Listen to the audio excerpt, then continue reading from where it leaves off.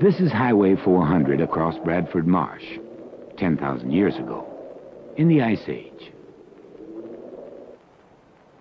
And if you know your onions, you'll know that Bradford Marsh means muck. M-U-C-K. Black magic.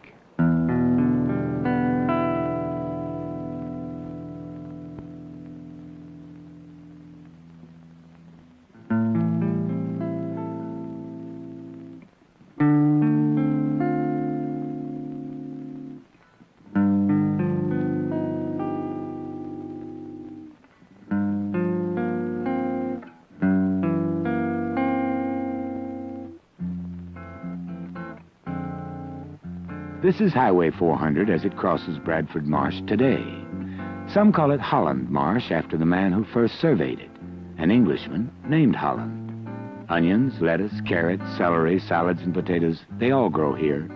A 6,000-acre vegetable garden just outside Toronto.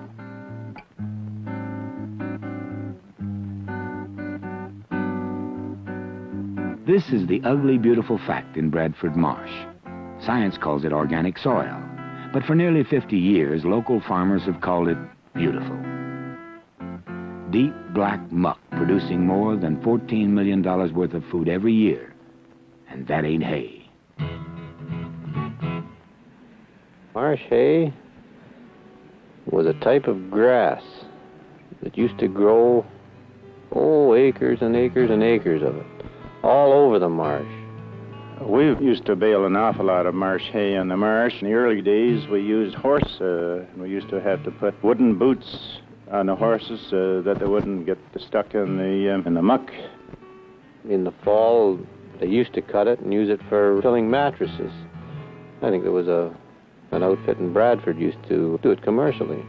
Most of it would be hauled down the river in barges.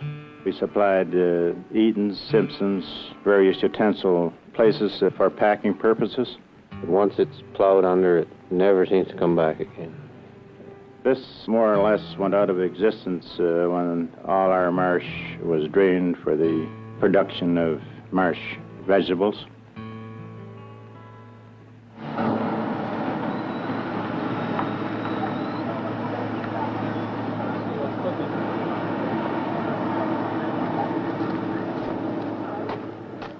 The marsh is a living, growing classroom. You can taste it, fresh too, from April to October. They come from all over the province, indeed from throughout Canada, learning the latest farming techniques or just that salads don't grow in cellophane bags.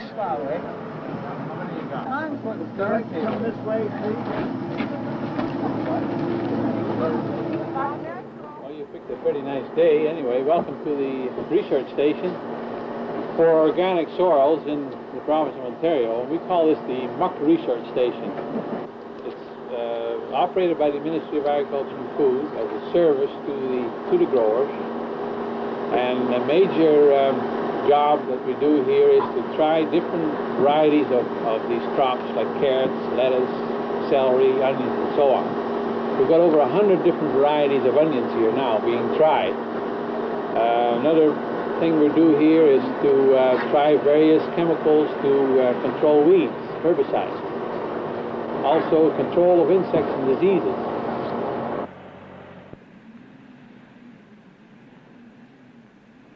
Well, the farmers are spraying nowadays to control the diseases and also for controlling of insects. And in order to reduce the amount of chemicals applied here to the crops, we like to monitor the diseases in the crops, when they land on the leaves, how they grow on the leaves, when they infect the leaves. What we're essentially doing is monitoring the whole life cycle of the fungus. We monitor the release of spores, how many spores there are in the air each hour of the day, and we do that with a spore trap. We count the number of spores in each hour. And then also, we want to know when the leaves are going to be infected. So we have to know how long the leaves are wet and what is the temperature during the wet period. We collect all those data and analyze them, and then we tell the farmers when it is time to spray.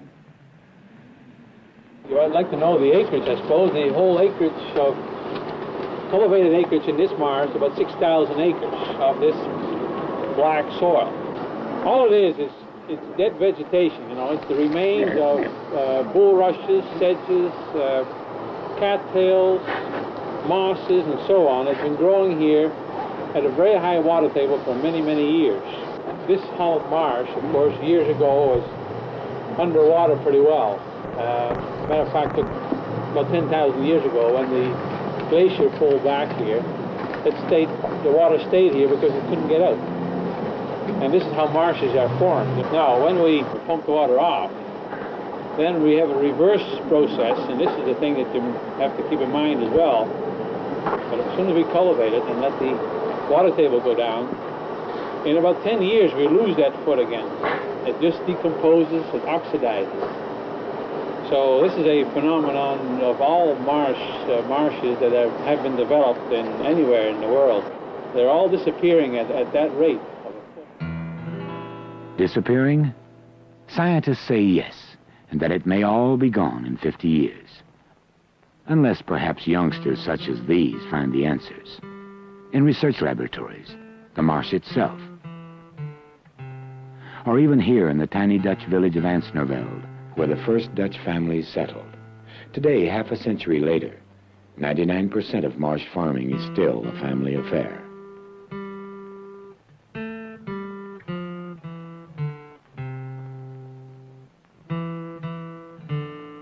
This irrigation canal is 17.5 miles long. The water level is 6 feet higher than the marsh it surrounds, just like back in Holland.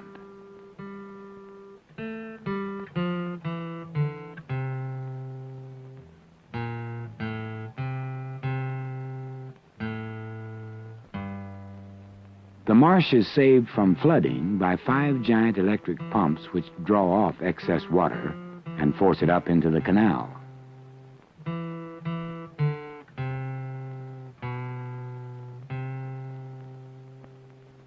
When the spring rains are over and the first students come like robins along the canal, the routine of a marsh farmer begins.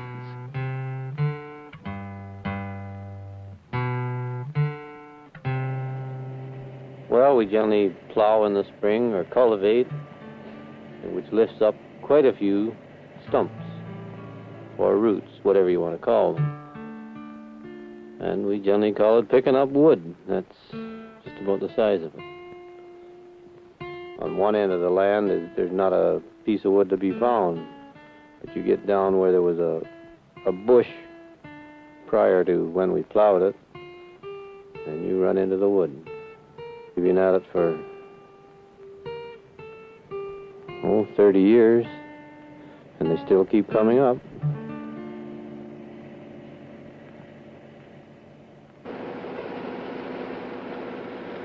Everybody seems to think that the marsh soil is pretty productive, and it is, but it needs quite a bit of fertilizer or food matter to help the crops grow fairly good.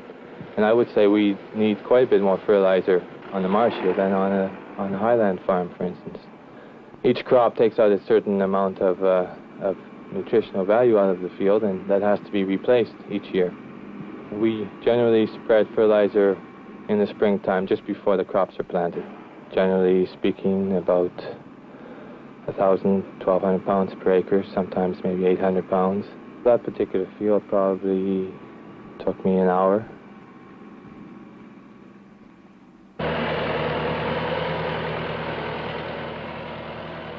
It was all done by a wheel hoe. You do a single row. And then they got into these garden tractors. You drove them by hand. And it was, some were 2 rows, 3 rows. A real big one, that was 4 rows. But that was the sort of the coming of the mechanization.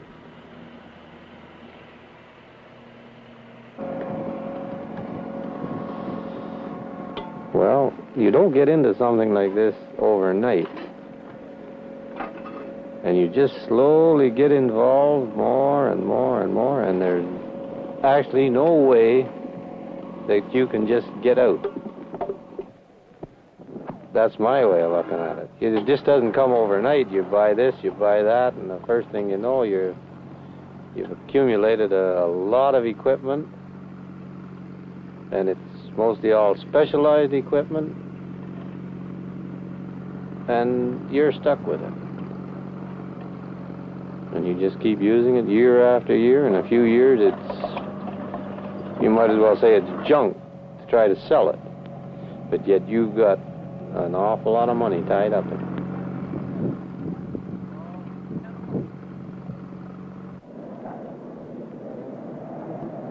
I believe in 63 or 64 was one of the worst that we've had, and you could see the wind carrying the soil up as high as a mile. A serious windstorm, it'll pick up the fertilizer along with the seed. It'll bank up like snowbanks. The serious thing is the ditches. They have to clean the ditches all back out.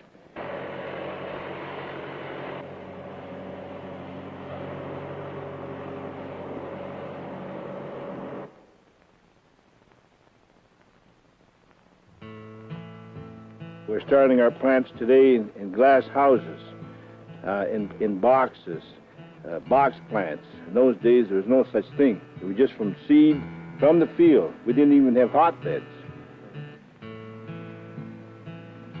It's early morning and late night. Nobody figure him out how much he work. Nobody can figure him out. Doesn't matter raining or cold weather or in the fall time snowing, or we still go. And somebody don't like him, you know. We can do so much, you know, for my age, and what time we came here and doesn't understand for in the language, and, you know, we start here and, you know, got an experience and go and go and go.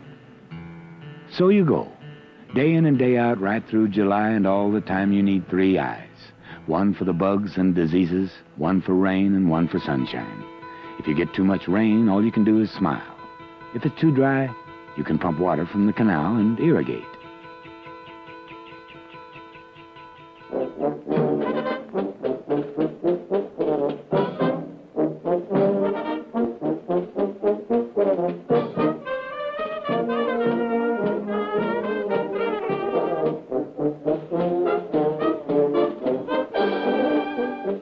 Salad days originated several years ago through the Rotary Club in conjunction with the marsh and the ethnic background on the marsh. And the idea was to have a family social event at this particular time of the year.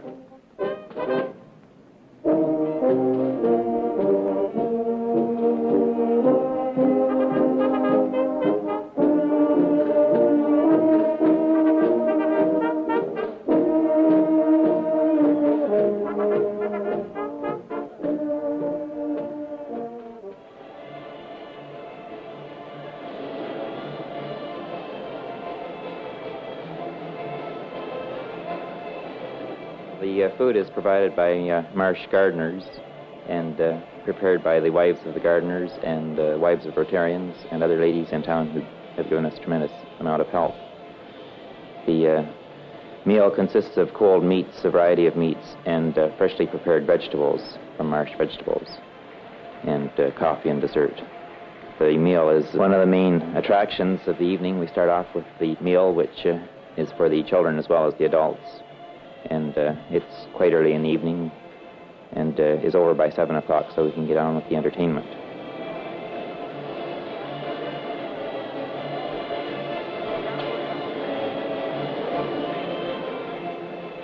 It's a day which we hope appeals to people from a real cross-section of the people from the area. We get many, many people from the town and the surrounding area supporting it.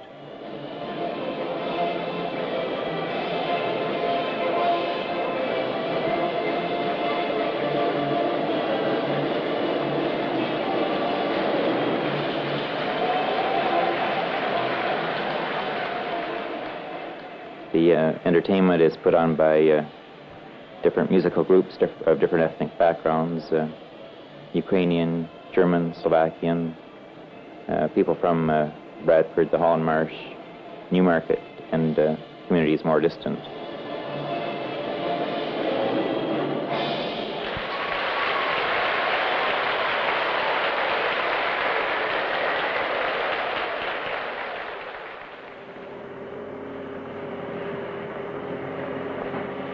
Well, harvesting onions, when we first started, you used to have to pull them out by hand, lay them in single rows with the tops all one way. Then you let them dry there for a week or so. Then you went along with a pair of sheep shears and cut the tops off them.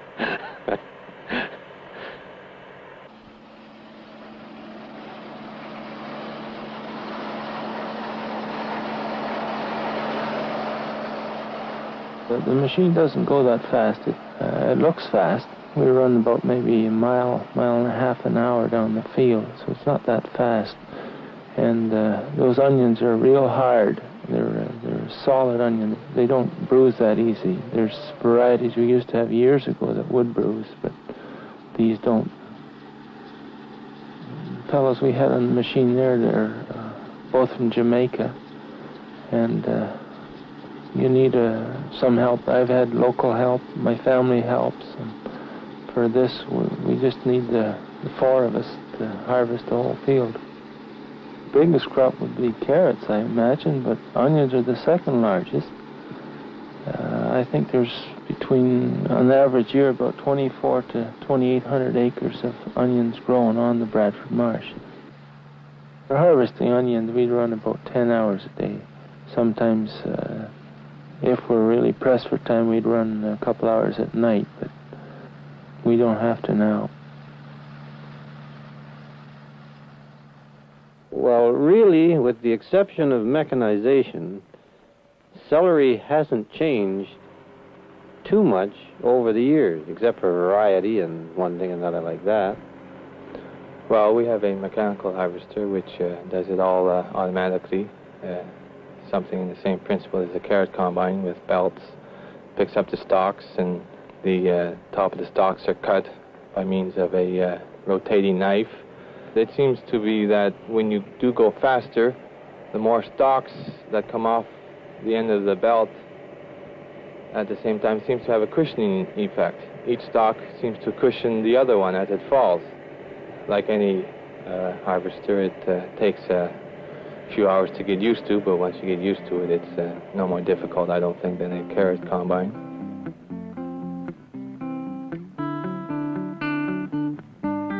When it comes off the field, it gets unloaded off these bulk wagons. In the plant itself, all they do down there is just pull the suckers off. Some of the butts that didn't get knocked off with the machine are cut off out there. That's all local help from Bradford. They're Portuguese women. They've been with us for quite a few years now. And there's a sprinkler in there that we just wet it down to keep it fresh before it goes into the cooler. Just, you know, to give the canners a fresh product. I guess we could put about 3 trailer loads a day if we pushed it.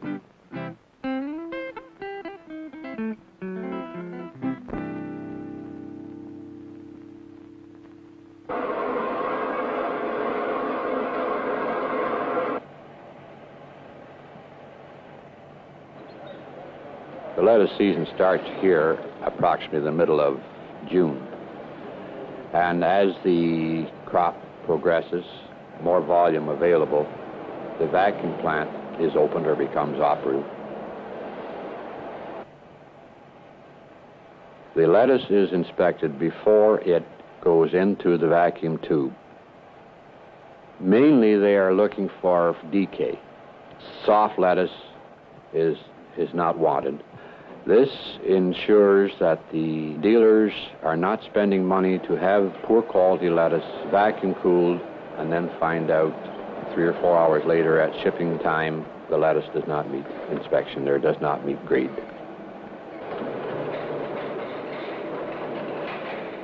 Now the vacuum process removes the heat from the lettuce in roughly 20 minutes down to 35 degrees.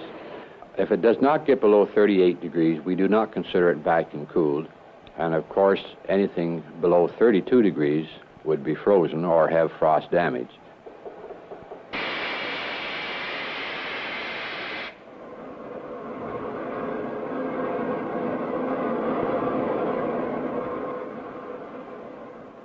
The same lettuce put into an ordinary cooler could take 24 to 36 hours to do the same thing. Also, when lettuce is vacuum cooled, it prolongs the shelf life to the retailer, which makes a better quality and a better head of lettuce to the consumer.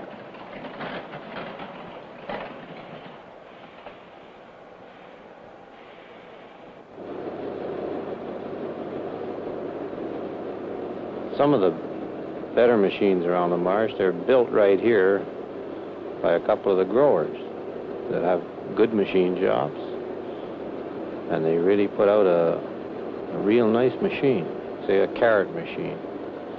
Now they're built commercially by a company, but you have to sort of rig them up to your own need. Where you'd grow 10, 15 acres of carrots now, you'd have maybe 2, 3, 4 acres of carrots back 25 years ago. That was a lot of carrots, because everything was done by hand. Back then, I'd imagine 700, 800 bushels the acre was a good yield, which it isn't now. Now you get up over 1,000 bushels, 1,500, a good acre of carrots. But different seed now, different types of carrots.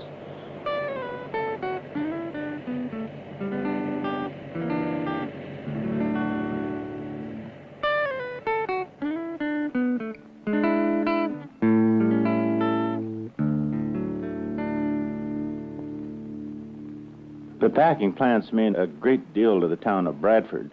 Bradford would be a pretty dead town if it wasn't that the marsh had been developed for produce purposes.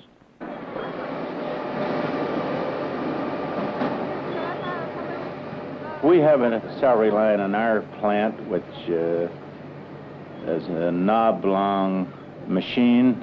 It's been made by ourselves, which cuts the tops off, then run through a spraying machine to clean them. We have approximately 8 people grading the celery before it is packed in boxes. We have a lot of husbands and wives working in our plant. Their grandmother usually looks after their children, but most are Portuguese and Italian, new immigrant. I came from Italy, and I happened to come over here because I had my girlfriend over here. She called me over, and I come over, and I like over here in Canada. And the best thing I like over here in Bradford, it's a nice town, nice, peaceful. There is another 2 brothers, Dominic and Frank. Dominic is one who could drive the lift truck, not the Tomer, and Frank is work in the stock room. My wife worked with me too, and also got 2 brothers all working here too. I working here since the first day I come over in Bradford, in Canada. It's just about 15 years now. Anyway, I always say someday I would like to go in the farm business, and I have to wait to get enough money to go into, see. I came from Portugal 6 years ago. Well, my dad has been here quite a while, so we all came over. With my mother, my brother-in-law, and I. We packed carrots, throwing in the celery, parsnips, beets, that's all. I seem to like Canada. It's a pretty nice country. Packing started here in a big way in about 1946. Before that, our produce used to be taken to Toronto by truck to the various warehouses and to the whole St. Lawrence market. I feel that the packing plants are very important to the marsh growers. It gives them so much more time to work on their land.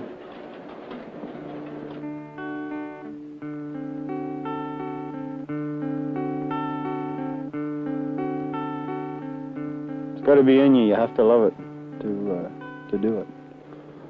That's why I'm still here, because I love farming. I couldn't be locked up in a factory for 8 hours a day. I've tried it. You know, in the wintertime, for instance, when it was slack here, I'd go out to the city and work for 8 hours down there, and when spring comes, it warms up outside, you got to get out. I don't know of any place that produces the quality and the quantity of crops that we do in the marsh. Well, it's been a good life. It's been a hard life, but I can't really complain about it. I'm figuring on quitting in a year or so, but I don't know whether I will or not. There is no better place than working on the land for a living. I can tell you that. That's the most independent life a man can ever look forward to, is working the land. And to be dependent on nature.